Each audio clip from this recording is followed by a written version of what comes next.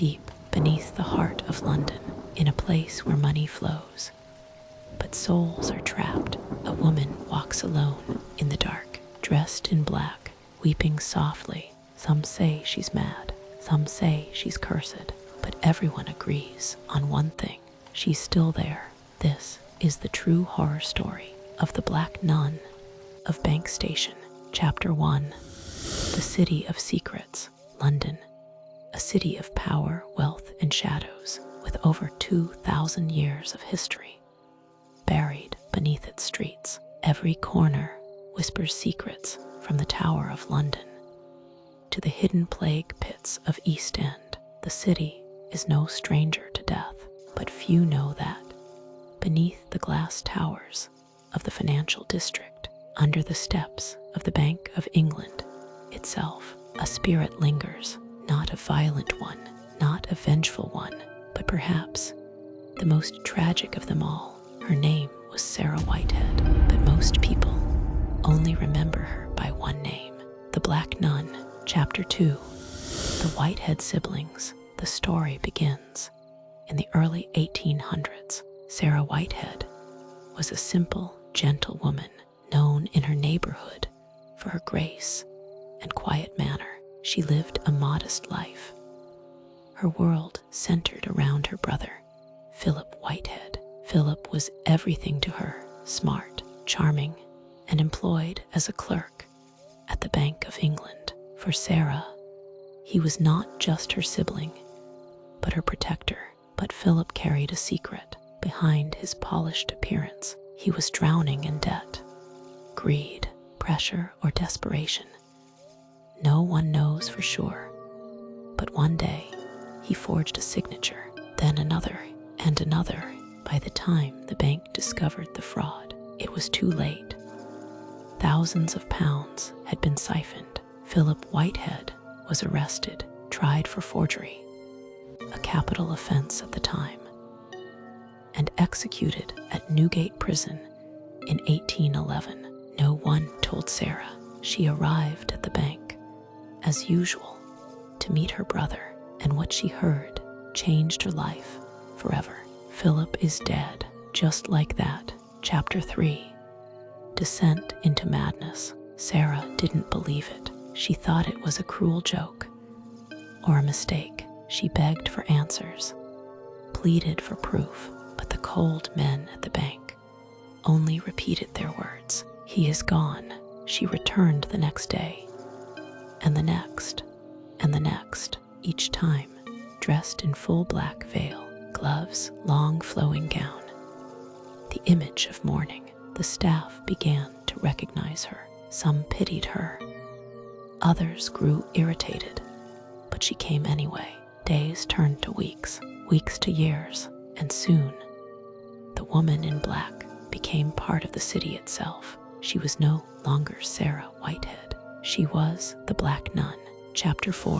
Death, but not the end. Eventually, Sarah died, broken-hearted, alone, and still convinced her brother was alive somewhere within the bank. Most thought that was the end of it, but strange things started happening not long after.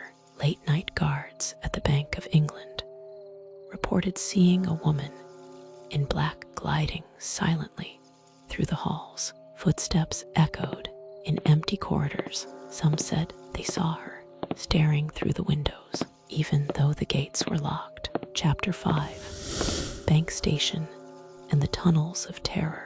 In the early 20th century, as the London Underground expanded, construction workers carved new tunnels beneath the city. One of the key stations, Bank Station, named after the nearby Bank of England. As the station grew, so did the reports. Passengers on the last trains claimed to see a woman standing on the far end of the platform, unmoving, head bowed. One man approached her to ask if she needed help. She looked up.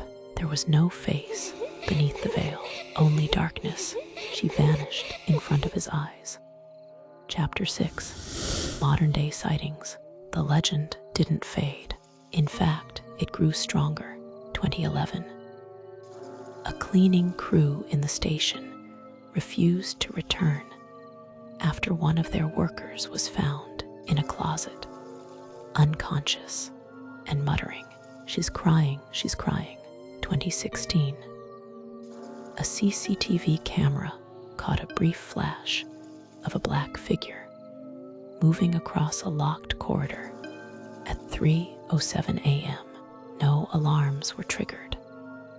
The footage has never been released. 2022. A woman named Lee, a commuter, posted on Reddit, I was alone at Bank Station, waiting for the central line. I saw a woman in black, older, very still. I blinked, and she was on the other side of the tracks. Blinked again, she was gone. I never took the underground again. Even station staff, trained, rational, and skeptical, avoid certain parts of the platform late at night. They say it gets too cold, too quiet, as if someone's standing right behind you. Chapter 7. Who or what is she now? Some believe Sarah Whitehead's grief was so powerful it anchored her spirit to this world. Others claim the tunnels beneath London carry spiritual energy, ley lines, and she is a residual imprint. But there are those who think it's more than grief, that something darker feeds on the sorrow, and Sarah became its vessel. One psychic described her presence at Bank Station as a grief so heavy it feels like drowning. She's not malicious. She doesn't scream or attack. She just wanders, forever asking the same question. Where is my brother? Final chapter. The last train. They say her spirit becomes strongest after midnight, when the last train leaves and the silence returns. So if you ever find yourself alone at Bank Station and the air grows cold and you hear soft weeping, don't turn around.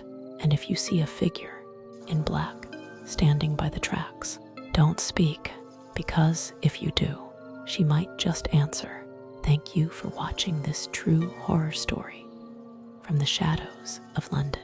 If you ever visit Bank Station, keep your head low and don't stare too long into the dark, because the Black Nun might be watching. Subscribe for more terrifying true stories every week. And leave a comment if you've ever had a chilling experience on the London Underground.